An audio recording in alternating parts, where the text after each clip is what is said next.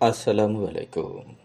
আজ 12 এপ্রিল 2026 খ্রিস্টাব্দ, 29 চৈত্র 1432 বঙ্গাব্দ, 23 শাওয়াল 1447 হিজরি, রবিবার। সংবাদ পাঠ করছি মনির হোসেন কামাল। প্রথমেই শুনবেন সংবাদ শিরোনাম। নববর্ষে কৃষকরা পাবেন কৃষক কার্ড, পাবেন 10 সুবিধা। সাবেক স্পিকার শিরীন শারমিন চৌধুরীর জামিন। বরগুনা হাসপাতালে পরামর্শ কেন্দ্র চালু। বরগুনায় চলছে 3 দিনব্যাপী বিসিক উদ্যোক্তা মেলা। খুলনায় ছুরিকাঘাতে তাঁতি দল নেতা নিহত। মাইকিংয়ে রেকর্ড করা হয় লোকবেতারে। শুনলেন সংবাদ শিরোনাম, এবার বিস্তারিত। 3 ধাপে পর্যায়ক্রমে সারা দেশের সব কৃষককে কৃষক কার্ড দেবে সরকার। 5টি শ্রেণীতে ভাগ করে দেয়া হবে এই কার্ড। এর মাধ্যমে ন্যায্য মূল্যে কৃষি উপকরণ, সেচ সুবিধা, সহজ শর্তে কৃষি ঋণ সহ 10 ধরনের সুবিধা পাবেন কার্ডধারী কৃষকরা। পহেলা বৈশাখ আগামী মঙ্গলবার নতুন বাংলা বছরের প্রথম দিনে প্রাক পাইলটিং পর্যায়ের কৃষক কার্ড বিতরণ উদ্বোধন করা হবে। টাঙ্গাইলের শহীদ মারুফ স্টেডিয়ামে এই কর্মসূচির উদ্বোধন করবেন প্রধানমন্ত্রী তারেক রহমান। কৃষিমন্ত্রী মোহাম্মদ আমিনুর রশিদ জানিয়েছেন, কৃষক কার্ড বিতরণ 3 ধাপে বাস্তবায়িত হবে। এগুলো হলো প্রাক পাইলটিং ও দেশব্যাপী কার্যক্রম। প্রাক পাইলটিং পর্যায়ে 10টি জেলার 11টি উপজেলার 11টি ব্লকে ফসল উৎপাদনকারী কৃষকের পাশাপাশি মৎস্য চাষি বা আহরণকারী, প্রাণী সম্পদ খাতে নিয়োজিত খামারি ও দুগ্ধ খামারি সহ ভূমিহীন, প্রান্তিক, ক্ষুদ্র, মাঝারি ও বড় শ্রেণীর কৃষককে অন্তর্ভুক্ত করা হয়েছে। প্রযোজ্য ক্ষেত্রে লবণ চাষিও এতে অন্তর্ভুক্ত হয়েছেন। প্রাক পাইলটিংয়ের জন্য ব্যয় হবে প্রায় 8 কোটি 34 লাখ টাকা। প্রাক পাইলটিং শেষ হওয়ার পর আগামী আগস্ট পর্যন্ত 15টি উপজেলায় পাইলট কার্যক্রম শুরু হবে। এর অভিজ্ঞতার আলোকে আগামী 4 বছরে সারা দেশে এই কার্ড বিতরণ ও তথ্য ভাণ্ডার তৈরির কাজ পর্যায়ক্রমে সম্পন্ন করার পরিকল্পনা নেওয়া হয়েছে। জুলাই আন্দোলনের সময়ের আশরাফুল হত্যা চেষ্টা মামলায় সাবেক স্পিকার শিরীন শারমিন চৌধুরীকে জামিন দিয়েছেন আদালত। আসামি পক্ষের আবেদনের পরিপ্রেক্ষিতে ঢাকার অতিরিক্ত চিফ মেট্রোপলিটন ম্যাজিস্ট্রেট জাকির হোসেনের আদালত 50,000 টাকা মুচলেকায় আজ তার জামিন মঞ্জুর করেন। 2024 সালের 5 আগস্ট আওয়ামী লীগ সরকারের পতনের পর থেকে আত্মগোপনে ছিলেন শিরীন শারমিন। গত 7 এপ্রিল ভোরে ধানমন্ডির 8/A রোডের বাসা থেকে তাকে গ্রেপ্তার করে ডিবি পুলিশ। সেদিন পুলিশের তরফে তার 2 দিনের রিমান্ড আবেদন করা হয়েছিল। অন্যদিকে শিরীন শারমিনের পক্ষে জামিনের আবেদন করেছিলেন তার আইনজীবী। আদালত আবেদন দুটি নাকচ করে আসামিকে কারাগারে পাঠানোর আদেশ দিয়েছেন। মামলা সূত্রে জানা গেছে, বৈষম্য বিরোধী আন্দোলন চলাকালে গত বছরের 18 জুলাই লালবাগ থানাধীন আজিমপুর সরকারি কলোনির ভেতরে মিছিল করছিলেন ভুক্তভোগী মোহাম্মদ আশরাফুল ওরফে ফাহিম। ঘটনার দিন আসামিদের ছোড়া গুলিতে ভুক্তভোগীর বাম চোখ নষ্ট হয়ে যায়। এ ঘটনায় গত বছরের 25 মে শেখ হাসিনা সহ 130 জনের নাম উল্লেখ এবং অচেনা 115 থেকে 120 জনের বিরুদ্ধে মামলা করেন আশরাফুল। 2013 সালের 30 এপ্রিল শিরীন শারমিন চৌধুরী স্পিকার নির্বাচিত হন এবং এরপর থেকে টানা তিনি এই দায়িত্ব পালন করে আসছিলেন। সর্বশেষ গত 7 জানুয়ারি নির্বাচনের পর তিনি পুনরায় স্পিকার নির্বাচিত হন।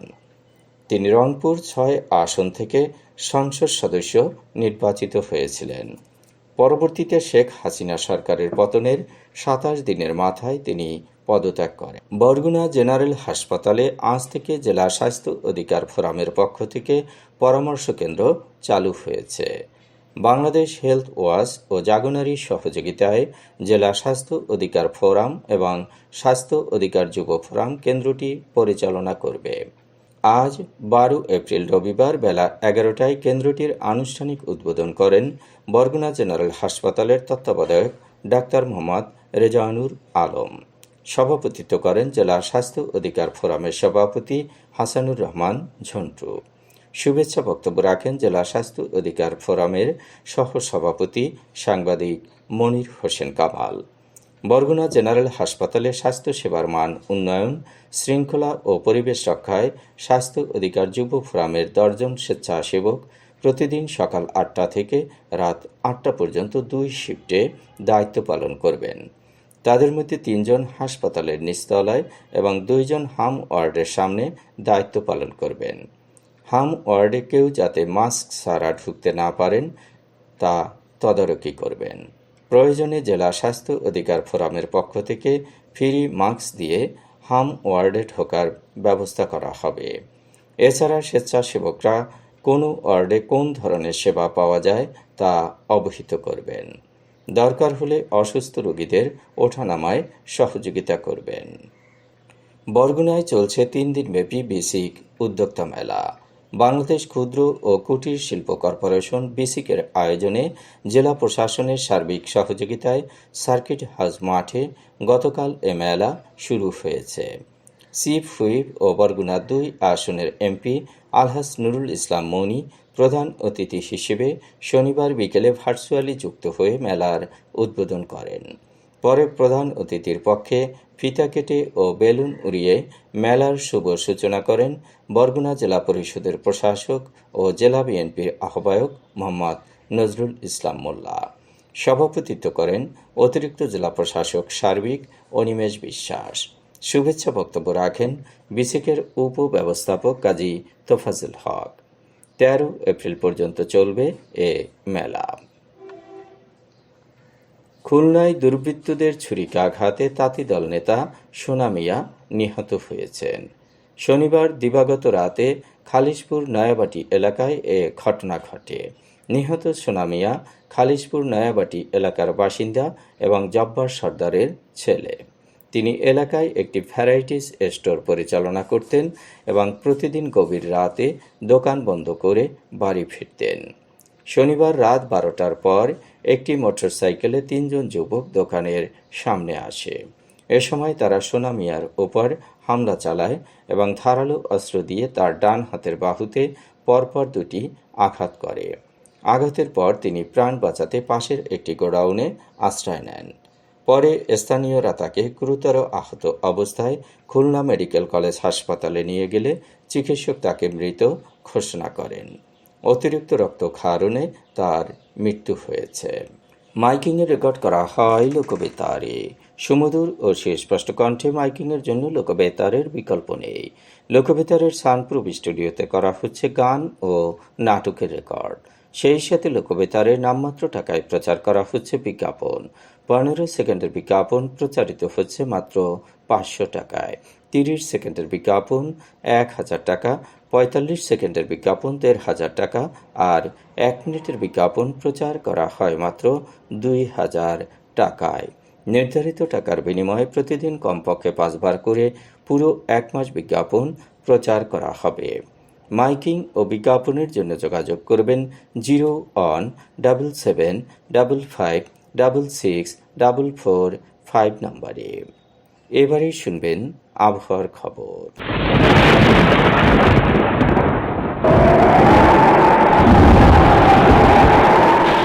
উপমহাদেশীয় উচ্চচাপ বলয়ের বর্ধিত অংশ পশ্চিমবঙ্গ এবং তৎসংলগ্ন এলাকায় অবস্থান করছে। মৌসুমী স্বাভাবিক লঘুচাপ দক্ষিণ বঙ্গোপসাগরে অবস্থান করছে। এর একটি বর্ধিত অংশ উত্তর পূর্ব বঙ্গোপসাগর পর্যন্ত বিস্তৃত। রাত এবং দিনের তাপমাত্রা একরকমই থাকতে পারে। দেশের বিভিন্ন স্থানে বজ্রসহ বৃষ্টি হতে পারে।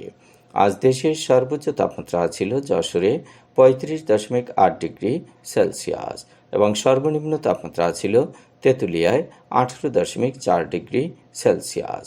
বরগুনার সর্বোচ্চ তাপমাত্রা 34.4 ডিগ্রি সেলসিয়াস, সর্বনিম্ন 24.1 ডিগ্রি সেলসিয়াস। আগামীকাল সূর্যোদয় হবে ভোর 5টা 40 মিনিটে। সংবাদ শেষ করার আগে শিরোনামগুলো আবার পড়ছি। নববর্ষে কৃষকরা পাবেন কৃষক কার্ড, পাবেন 10 সুবিধা। সাবেক স্পিকার শিরীন শারমিন চৌধুরীর জামিন। বরগুনা হাসপাতালে পরামর্শ কেন্দ্র চালু। বরগুনায় চলছে 3 দিনব্যাপী বিসিক উদ্যোক্তা মেলা। খুলনায় ছুরিকাঘাতে তাঁতি দল নেতা নিহত। মাইকিংয়ে রেকর্ড করা হয় লোকবেতারে। সংবাদ শেষ করার আগে জানিয়ে দিচ্ছি লোকবেতারে সংবাদ জানানোর মোবাইল নম্বর।